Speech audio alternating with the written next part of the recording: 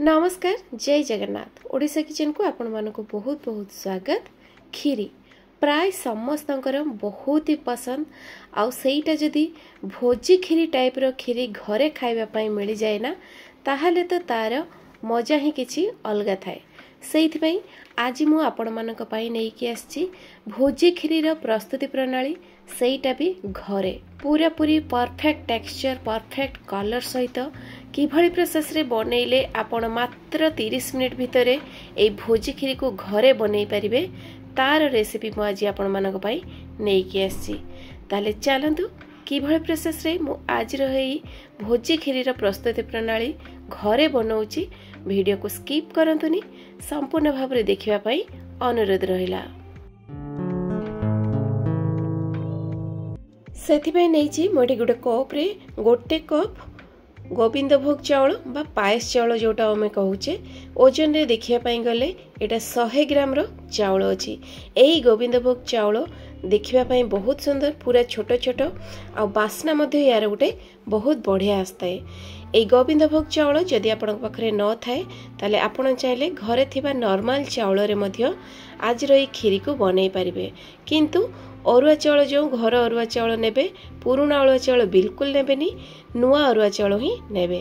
तो ये चाउल को भल भाव में धोई देकी आउ गोटे कप पानी देकी आमे याको गोटे घंटा पई बतुरिबा पई छाड़ी देबा।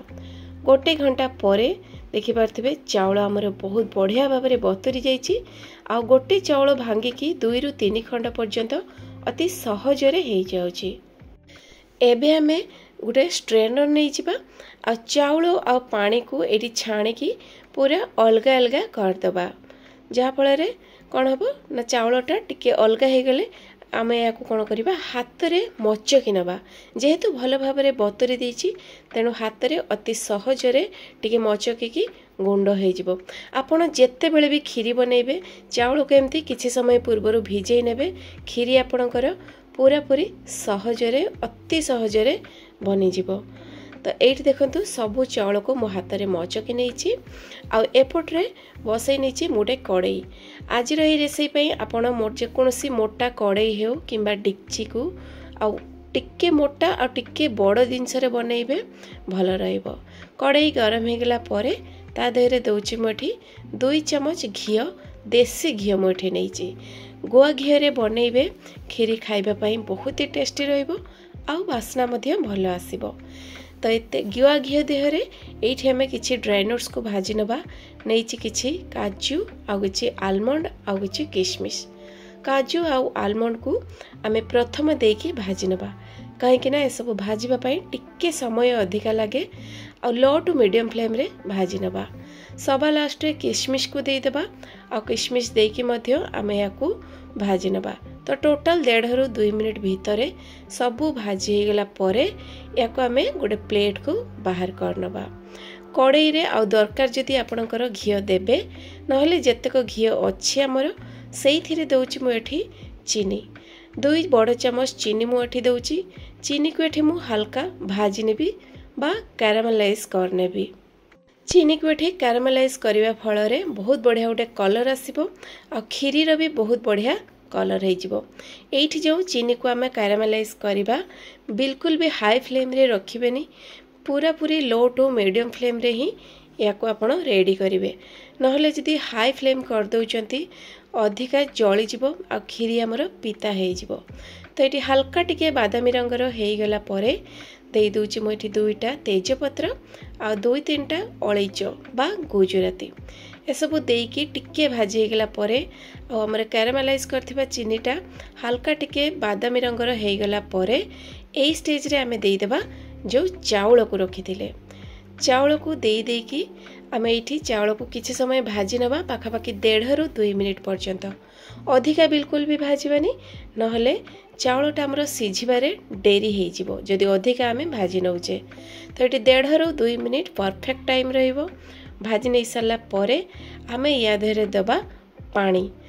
फास्ट रो बिल्कुल भी आमे एठी क्षीर दबानी कहीं कैरामेलाइज जेहेतु करछे बहुत ही गरम थिबा हमर चीनी आ चाउलटा तेणु आग प्रथमे आमे देई देबा पानी आ पानी देकी पानीटा जेतेबेले हल्का फुटी आसीबो ना से स्टेज रे आमे देई देबा एठी क्षीर तो ये मु पैकेट क्षीर फुल फैट वाला पैकेट क्षीर यूज करची आ 100 ग्राम रो चाउल पई 2 लिटर क्षीर मुझे नहीं पूरा परफेक्ट मेजरमेंट।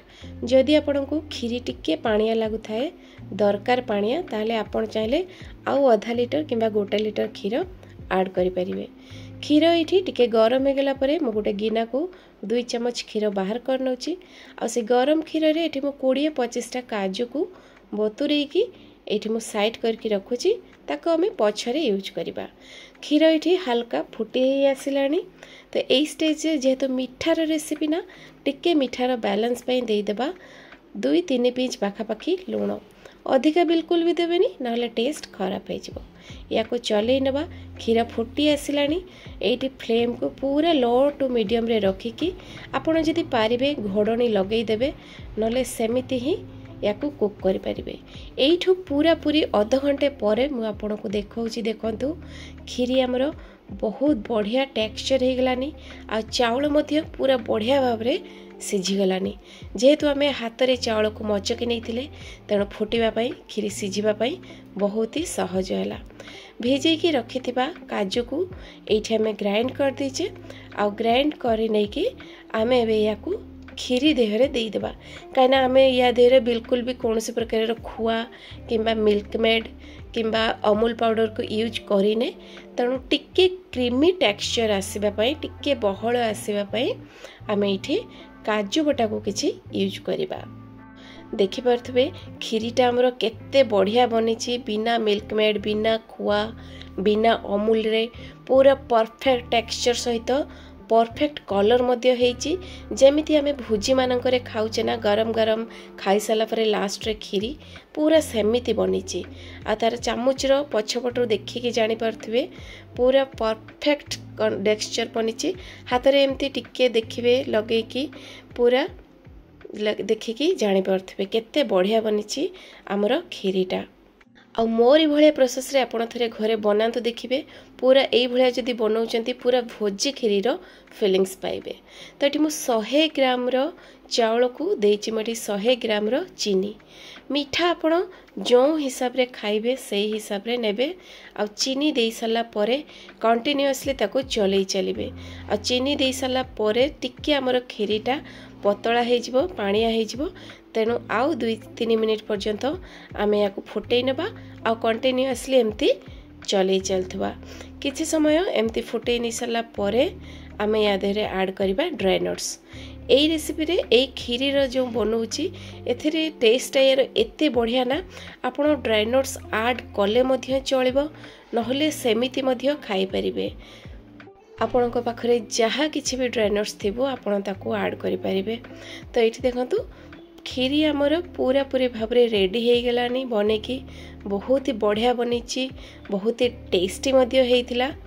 तेणु मु निश्चय चाहिए आपण आग को आसुची दशहरा सुदशा व्रत এই दशहरा सुदशा व्रत ये आपण भोजी खीरी घरे बनातु खातु परिवार समस्त को खुआतु माँ का पाखरे भोग मध्य लगे पारे। तो दर्शक बंधु आशा करछि आज रेसिपीटी आपण मानकु निश्चय भल लगी प्लीज लाइक करिवे शेयर करिवे चैनल जदि नुआ अछंती सब्सक्राइब करि नाहंती ताले प्लीज सब्सक्राइब कर देबे। तो पुणी देखा हबो आ गोटे नुआ वीडियो रे नुआ रेसिपी सहित से पर्यंत रहउची नमस्कार जय जगन्नाथ।